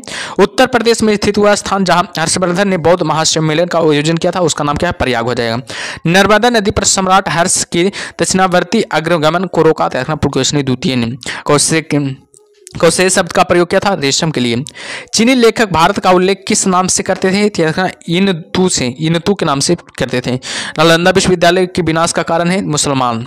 नालंदा विश्वविद्यालय के विनाश का कारण क्या है? देखना मुसलमान हो जाएगा, ठीक है। गुप्तोत्तर युग में प्रमुख व्यापारिक केंद्र था, देखना कन्नौज है, जो कि गुप्तोत्तर युग में प्रमुख व्यापारिक केंद्र था, याद रखिएगा। आदि शंकर जो बाद में शंकराचार्य बने, उनका नाम क्या है? हुआ देखना केरल हो जाएगा। केरल में जन्म कहाँ हुआ था? देखना केरल में हुआ था। आदि शंकर द्वारा स्थापित 4 मठ कहाँ है? देखना जोशी मठ हो जाएगा, द्वारका हो जाएगा, पुरी हो जाएगा, श्रृंगेरी हो जाएगा, ठीक है। अगला है प्राचीन भारत का विविध, यानी कि कुछ बचा हुआ टॉपिक है, ठीक है, इसको ध्यान दीजिएगा। प्राचीन भारत का विविध 10वां। किस विदेशी यात्री ने भारत का दौरा सबसे पहले किया था? याद रखना मेगास्थनीज ने। शून्य की खोज किसने की थी? आर्यभट्ट ने की थी। महाप्रशांत संस्कृति में हमें दक्षिण भारत के उस ऐतिहासिक युग से परिचित कराती है जब महाप्रशांत काल में उपयोग में लाए जाते हैं। तो बड़े पत्थरों से घिरी गई समाधियां, बड़े पत्थरों से घिरी गई समाधियां, यानी कि कब्र हो जाएगा, ठीक है। आगे है बाबू की किस पुस्तक का 15 भारतीय 40 विदेशी भाषाओं में अनुवाद किया गया था? तो पंचतंत्र, याद रखना।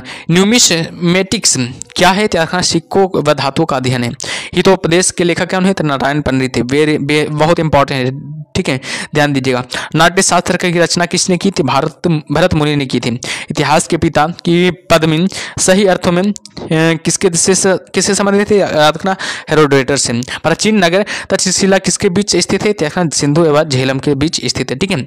चलिए आगे बढ़ते हैं बाबू। आगे क्या है? जो आगे वह अंग्रेजी कौन था जिसने सर्वप्रथम भगवत गीता का अंग्रेजी में अनुवाद किया था? चार्ल्स विलिंगसन ने। पुराप्रशांत काल में आदि मानव के मनोरंजन के साधन थे, शिकार थे। किसको चालकोलिथिक एज कहा जाता है? देखना ताम्रप्रशांत युग को। स्वप्नवास दत्ता के लेखक है, भास हो जाएगा, ठीक है। आगे नालंदा विश्वविद्यालय किसके लिए विश्व प्रसिद्ध था? देखना तर्कशास्त्र के लिए, याद रखना तर्कशास्त्र के लिए। उस स्रोत का नाम बताइए जो प्राचीन भारत के व्यापारिक मार्गों पर मौन है, तो रखना मिलिंद पन्ना हो जाएगा। आधुनिक मानव के हाल का पूर्वज है, तो रखना क्रो मैग्नन मनुष्य हो जाएगा। ईसा की प्रारंभिक सदियों में भारत तथा रोम के बीच घनिष्ठ व्यापारिक संबंधों की सूचना किस पुरास्थल की खुदाई से प्राप्त है? देखना अरिक के मेडू को, मेडू के स्थल से, ठीक है। आगे और बढ़ते हैं। आगे है बाबू के आधुनिक देवनागरी लिपि का प्राचीनतम रूप है, ब्राह्मणी हो जाएगा। मानव द्वारा प्रथम प्रयुक्त अनाज था, याद रखना चावल, जो कि क्वालिटी मिला था, ठीक है। काव्य शैली का प्राचीनतम नमूना किसके लिए अभिलेख मिलता है? किस अभिलेख में मिलता है? देखना रुद्रदमन के अभिलेख में। कौन सा बंदरगाह पोर्डकुम नाम से दी पेरिलिप्स ऑफ द इरिथ्रियंस सी के अज्ञातना लेखक को ज्ञात था? देखना अरिक के मेडू का, ठीक है, याद रखिएगा, ठीक है। चलिए आगे देखते हैं आगे क्या है। जो आगे की ताम्रप्रशांत काल में महाराष्ट्र के लोग मृतकों के घर के फर्श के नीचे किस तरह रहकर दफनाते थे? उत्तर से दक्षिण की ओर। भीमबेटका किसके लिए प्रसिद्ध है? तो गुफाओं के शैल चित्र के लिए, ठीक है। प्राचीन भारत में कौन सी लिपि दाईं ओर से बाईं ओर लिखी जाती थी? खरोष्टी लिपि, बेहद इंपॉर्टेंट है, याद रखिएगा। VVI ये बहुत बार पूछा जा चुका है। मालती माधव के लेखक थे, भवभूति है, जो कि मालती माधव के लेखक थे। मुद्रा राक्षस नामक पुस्तक का लेखक कौन था? देखना विशाखा दत्त मुद्रा राक्षस नामक पुस्तक के लेखक लेखक थे। किस वंश के राजाओं ने खजुराहो स्थित मंदिर का निर्माण कराया था? तो याद रखना चंदेल वंश के राजा ने खजुराहो स्थित मंदिरों का निर्माण करवाया था। ठीक है, अगर बढ़ते हैं, आबू का जैन मंदिर किससे बना है? बताइएगा, आबू का जो जैन मंदिर है किससे बना है? तो हमेशा याद रखिएगा संगमरमर से बना है। एलिफेंटा की गुफाएं मुख्यतः किस धर्म की माता बलियों के उपयोग के लिए काटकर बनाई गई थी? शैव धर्म के लिए। ठीक है, एलिफेंटा के प्रसिद्ध शैल को काटकर बनाए गए मंदिरों का श्रेय दिया जाता है राष्ट्रकूटों को। अजंता और एलोरा की गुफाएं किस नगर में स्थित थी? औरंगाबाद में स्थित है। कोणार्क का सूर्य मंदिर किसने बनवाया था? नरसिंह देव बर्मन ने। ठीक है, आगे है बाबू की किस काल में को पैगोडा के नाम से जाना जाता है? कोणार्क के सूर्य मंदिर के काल को। ठीक है, तो चलिए क्लास 3 अगला क्लास में मिलते हैं, तब तक के लिए ओके बाय।